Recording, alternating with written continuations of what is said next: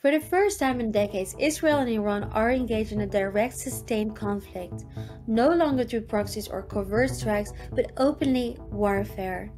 It began with Operation Rising Lion, Israel's large-scale military campaign targeting Iranian nuclear facilities, missile systems, and command centers across the region. According to Israeli officials, this preemptive move was driven by classified intelligence, indicating that Iran was on the verge of weaponizing its uranium stockpile. Iran's response was very aggressive. In recent days, it has launched hundreds of drones and ballistic missiles at Israeli territory, including devastating strike on a hospital in Beersheba, leaving dozens wounded. To get a deeper and better understanding of the situation, with me today in the studio is Bill Robinson, Relentless Bill, I should say, actually. You are a journalist writing incredible columns and articles for Newsmax. It's such a pleasure to have you here, Bill. Thank you for having me, Scarlett. What a great setup that was for our brief conversation. Let's dive right into it, because whenever you're checking the news, every 2 seconds you get another update. But what is the current status? What is going on between Israel and Iran, and where do we stand? So I think Israel has done a really fabulous job of cutting off the Hydra heads of Iran's potential response in their military. They've killed a number of their top leaders. I think there's one more to go, who's the absolute top guy. He's probably huddled in a cold, wet shelter somewhere with the Ayatollah Khamenei. And after those two are gone, and I have a feeling they'll be gone soon, either through direct Israeli or American attack, or Israeli Mossad or Shin Bet or somebody getting to them, or the people themselves removing them. I mean, the Israelis, let's take a little inventory. They're completely controlling the skies over Tehran and most of Iran, because they've taken out most of the anti-aircraft missile sites. So they can just pretty much cruise around with their American-made planes at their whim. They can go anywhere they want. And so that puts Iran and their military and their disgusting government at a great disadvantage. They've taken out, as I said, these top military leaders but one.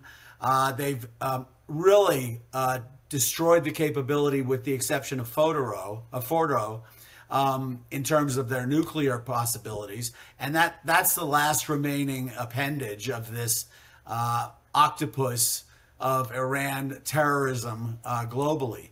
So I think that the intelligence that they have is top notch. They already have lots of Mossad, and apparently, I mean, amazingly, they had lots of Mossad embedded in Iran and have been working on this for a long time, targeting their nuclear sites and targeting their military leaders and targeting the Ayatollah. So I think that Iran is really in what we would call the catbird seat. Israel.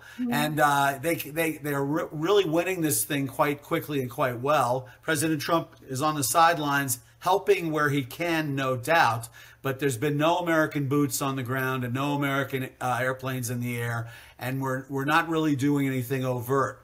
But we are helping them in any way we can without putting boots on the ground or planes in the air. And I think it'll continue that way until we have to use the bunker buster to take out their final nuclear capability at You're Fordo. already going way ahead of me. That was one of the future questions I wanted to ask you. But to continue, I think what a lot of people might wonder is why now? Because of course there is intelligence that's saying that there is a very good Iran is building this nuclear bomb, but in the past, it's not the first time that we're hearing that. Why did Netanyahu decide now to attack Iran, and why didn't he do it earlier? Well, because we've had dreadful U.S. presidents who've never sought to correct the problem. There was a time during the Obama administration when the Iranians rose up in the streets and looked like they were going to be able to take out the mullahs. And Obama cheered them on and said, go ahead, and then dropped them and left them hanging, stabbed them in the back. A lot of them were killed as a result of that, because when you say the Ayatollahs must leave, then they very quickly find out who you are and kill you and your family. So it was a really awful thing that President Obama did that. Of course, Biden continued more of the same. Both administrations were giving the Iranians pallets of US dollars, helping them with war and intelligence information. So it was really a case of treason, because this doesn't help the American people in any way.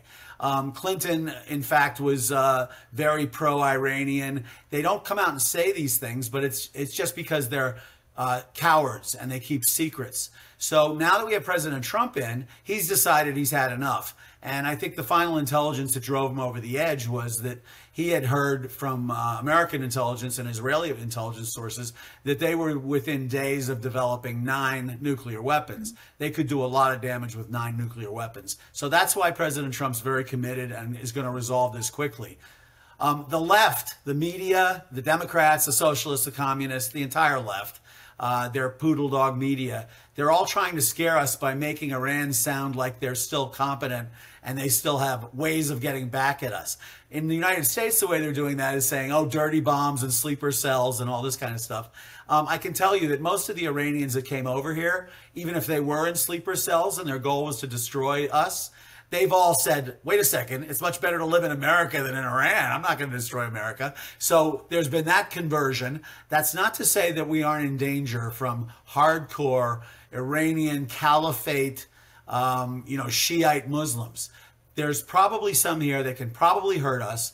And I think we're just going to have to, if we don't decapitate the head of their government over there, then there's no chance that they'll say, oh, wait, our government's done. Our nuclear capability is finished. So now we're not going to take any orders to destroy America because we'll just be killed. So, I really think they're doing a lot to scare people about Iran's capabilities. I think they're badly injured. It's not just a scratch. And I think that now's the time to drive a stake through their heart. That's a very clear message. I think a lot of people are a bit skeptical about it as well. I mean, I was doing some research, and then of course I was watching The War Room by Steve Bannon, and he said, finish what you started.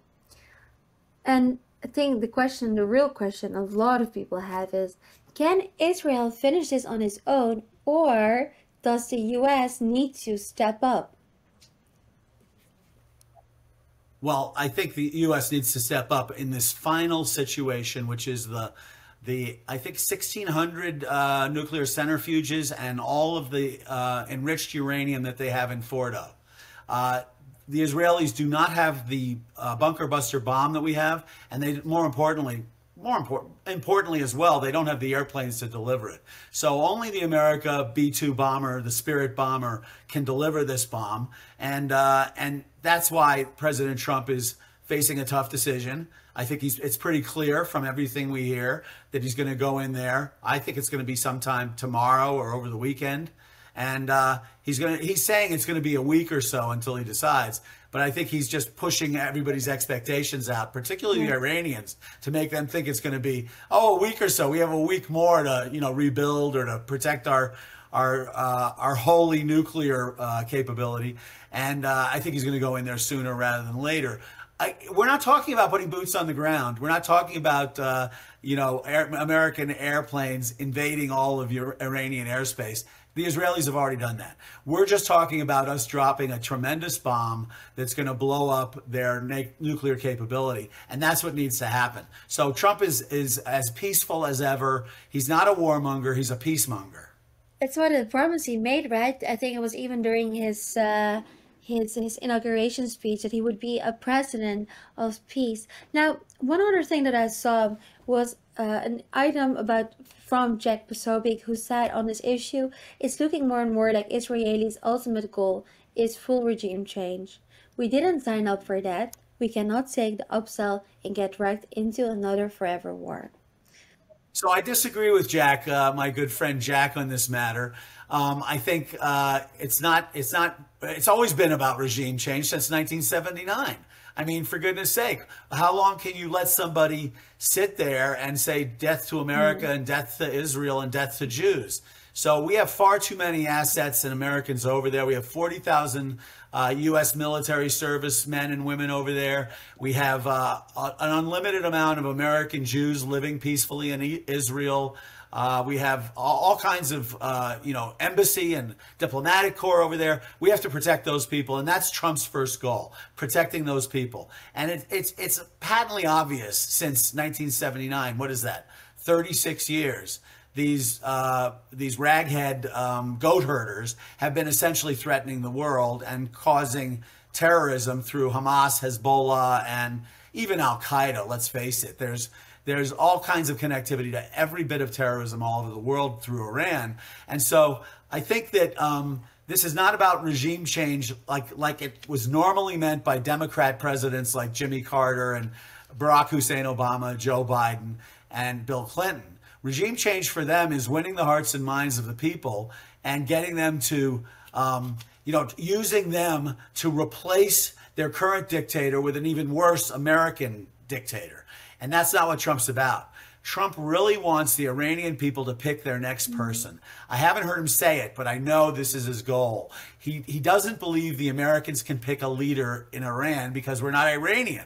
And he understands that fact very clearly. So I don't think it's about regime change. And with the exception that, what was the end of World War II about? It was about regime change. We had to get rid of Hitler. And what was the end of World War I about? Every time there's a huge war, and this is not a huge war yet, and I don't anticipate it becoming one, in spite of all the claims the Straits of Hormuz is going to be closed and all this $300 an oil barrel, $300 a barrel oil, $300 a barrel oil. They're really trying to get us all afraid. And so I disagree with it. It's not about regime change. Trump wants that to happen naturally. Well, this, of course, because then we're talking about the future and what the next step will be, and then how will this play out? Like, what will be the consequences of it? Because, look, if Iran is seriously weakened, and we know that they're forming this bloc with China, with Russia, not necessarily very pro-Western to say it least, is this going to reset the global balance of power? Or are we going to fuse into a new era of proxy wars? It is already rebalancing the balance of power globally. The Russians came out recently, a few days ago, and said they don't support Iran. So that's very good, because we've now fractured the Russia-China partnership. And so they'll still be partners, but Russia's chosen a different path. And that's very good. China, I believe, is on the verge of disowning this situation as well. I don't think they have any interest in Iran. I think they're really interested in Taiwan. North Korea is a non-entity and is insignificant in this whole thing, although they're certainly included in the whole axis of evil. So I really believe this is going to force China to re-examine their support of Iran. Some American journalists have said, and I agree with this, that if President Trump doesn't step in and do something and take control of this situation, not put boots on the ground, because that's what they're always saying, they're always shrieking, boots on the ground, boots on the ground. If President Trump doesn't take control of this situation and end their nuclear capability and somehow get rid of, spark the uprising that'll get rid of the Ayatollah Khomeini, then China's going to view that as an open invitation to go into Taiwan. So China's interested in and loves weak American presidents. They've loved Obama, Biden, who was the weakest of all, of course, and Clinton and Carter. So we've had a series of really weak, incompetent American presidents, and China's been taking advantage of that along with Russia and Iran. It's about time, and Trump, I believe, is going to solve this very quickly, and then everybody will be stuck holding their bullhorns and shrieking and whining about $300 a barrel oil and about boots on the ground, and it's going to be a global thermonuclear war. We've all grown up with the threat of global nuclear war. It's not going to happen. I pray. I pray too. Bill, thank you so much for sharing all of your insights. I really want to urge people to follow you. What is the best way that people can stay in touch with you? Or follow I'm your at I'm at Relentless Bill, my nickname everywhere. So whether it's X or Truth Social, Mr. Trump, President Trump's Truth Social, or virtually anywhere. I'm at Relentless Bill, and you can find me, and I'd love to connect with you. Thank you so much, Bill. We'll see you. Thank you so much for watching, first and foremost, and we'll see you back soon, Bill. Thanks for having me.